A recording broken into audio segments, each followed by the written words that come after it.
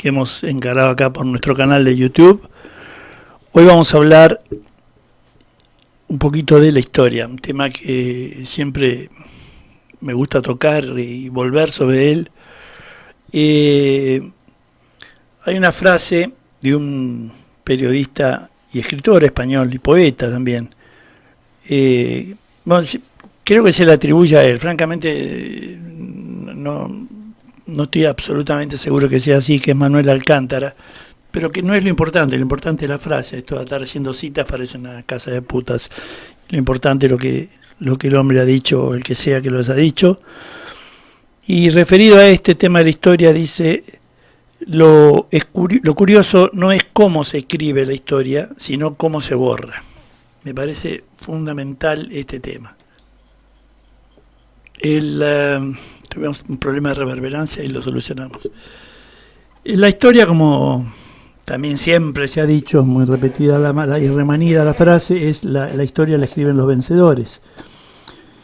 Esta frase, que muchos se la atribuyen también a Churchill, otros se la atribuyen a George Orwell, no es literalmente cierta, aunque sí lo es en su espíritu.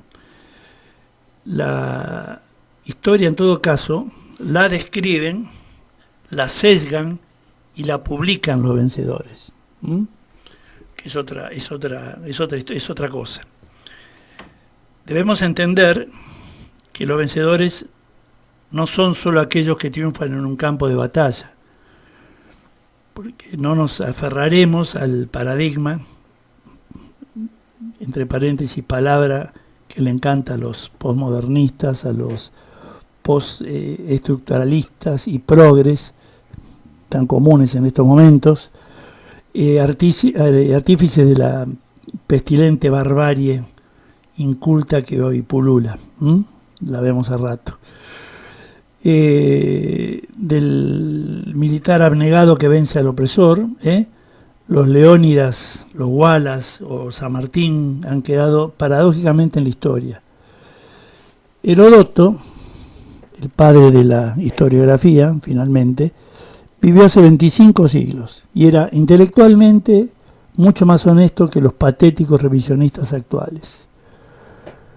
Hoy hay que escapar de los Piña, que es un mercenario de gaceguita escribiendo cosas que además no son ciertas, tergiversadas, de los Gálvez, viejos historiadores argentinos, Rosa, viejo historiador nacionalista argentino, y si uno tiene que buscar a alguno, le diría: ahí busquen a Romero, hablo de historia argentina, ¿no? Y alguna parte de lo que ha escrito Félix Luna, a quien tuve de profesor en mi fallida incursión en la Facultad de Derecho de la Universidad de Buenos Aires allá por los fines de los años 60. Después de ahí pasé a los barcos.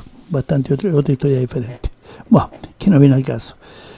Decía, Heródoto, el padre de la historiografía, vivió hace 25 siglos y era intelectualmente mucho más honesto que estos patéticos revisionistas actuales. Y en aquellos tiempos escribió, presten atención: me veo en el deber de referir lo que se me cuenta, pero no a creérmelo todo o a rajatabla. Esta afirmación es aplicable a la totalidad de mi obra.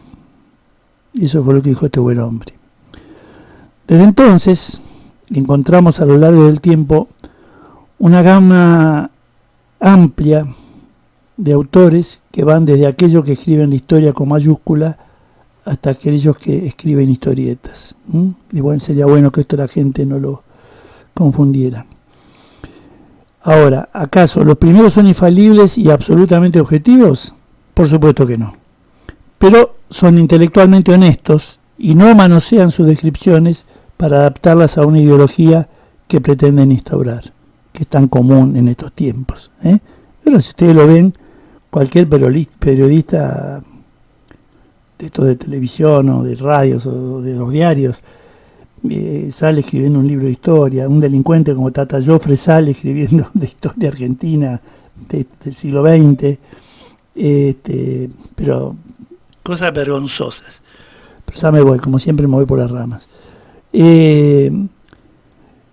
Decía entonces, seguramente las interpretaciones están sesgadas por sus principios, sus escalas de valores y sus estimaciones acerca del nivel de importancia de cada hecho. Pero no hay en sus escritos una búsqueda premeditada de establecer una visión parcial. Estos en los que son intelectualmente honestos. Decía Popper que la verdad es provisoria. Yo creo que la historia debe ser verdad. Por ello, lo escrito no es palabra santa, no debe ser un dogma, pero de hecho no se desprende que toda descripción histórica sea válida. El revisionismo histórico, como actitud de búsqueda inalcanzable e incansable de la verdad, que es una correlación entre la realidad y los conceptos, es prudente y necesario. Pero el revisionismo como herramienta ideológica es el hijo bastardo de la historia. Es un traidor de la historia. Es un Judas que vende nuestro pasado por 30 monedas de dogmas esclavizantes. Y eso lo estamos viendo durante todo este siglo XXI. Es asqueroso. Y en este país, y además lo que más me interesa, en este país es vergonzoso.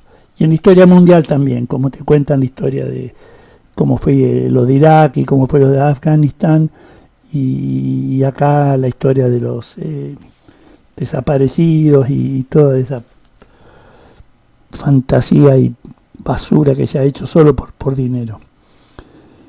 Pero sigo. En muchísimos momentos la historia se ha desvirtuado, o al menos se la adornó con fines moralizadores y de conceptualizaciones éticas.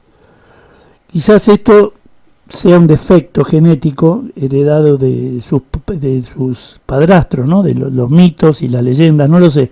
Pero sin dudas sus páginas han contenido mensajes estoicos, heroicos, leales y virtuosos.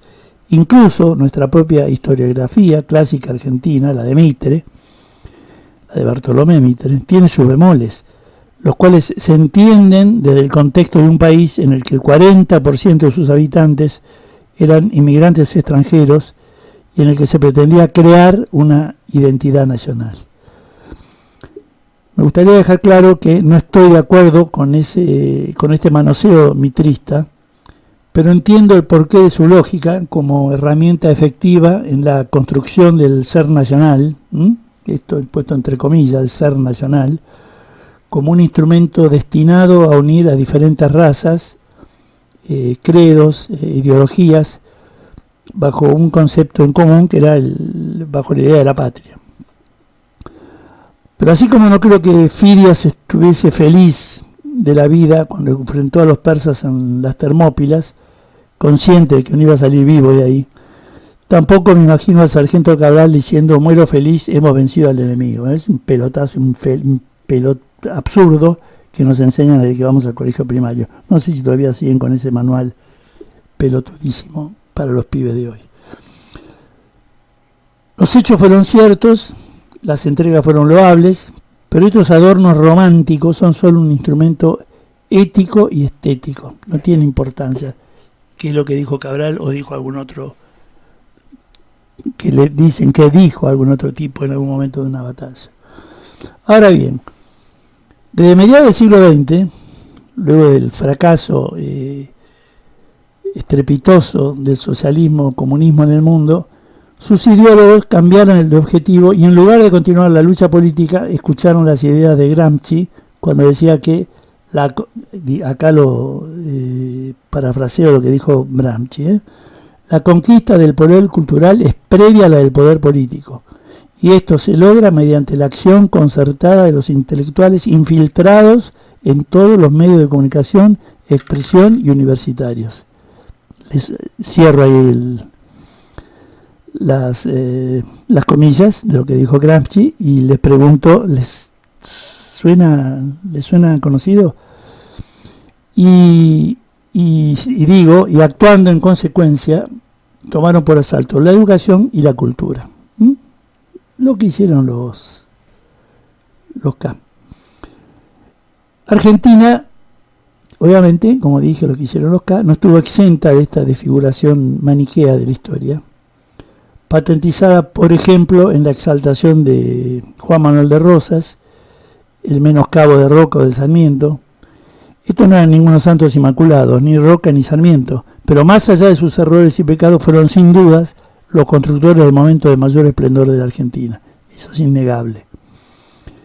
Ahora, el espíritu prostituyente del revisionismo sectario sigue vigente en la Argentina de hoy.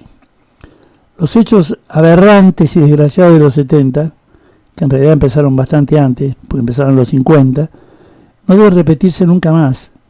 Pero el adoctrinamiento tuerto de los revisionistas de historieta de nuestro país destruyó los hechos y los reemplazó con relatos.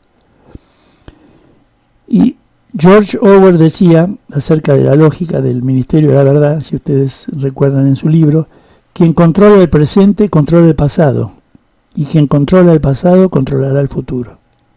Se lo repito, quien controla el presente controla el pasado, y quien controla el pasado controlará el futuro. Las narraciones propagandísticas no resisten archivo alguno. Tal es el caso de por ejemplo, los 30.000 desaparecidos argentinos. Un solo desaparecido es una aberración. O sea, negar ese número fantasioso, el propio inventor del número confesó su falsedad de los 30.000, no niega los hechos, solo los ciña los datos que diferentes organismos internacionales y sucesivos gobiernos nacionales, incluido el kirchnerismo, han corroborado. Es por ello que si se insiste en imponer la mentira de los 30.000, por ejemplo, es un caso que no me gustaría dejar pasar, debemos responder, retóricamente obviamente, que en realidad fueron 30.001, que ellos han desaparecido a ese uno. Ellos son responsables de la tortura y la desaparición de la verdad. ¿Se entiende? Ellos son responsables de la tortura y desaparición de la verdad. Por eso dije, escapemos a los Piña y a todos estos nuevos llamados historiadores que no quieren vender la historia de otra forma. Chao. Gracias, nos encontramos en el próximo vídeo.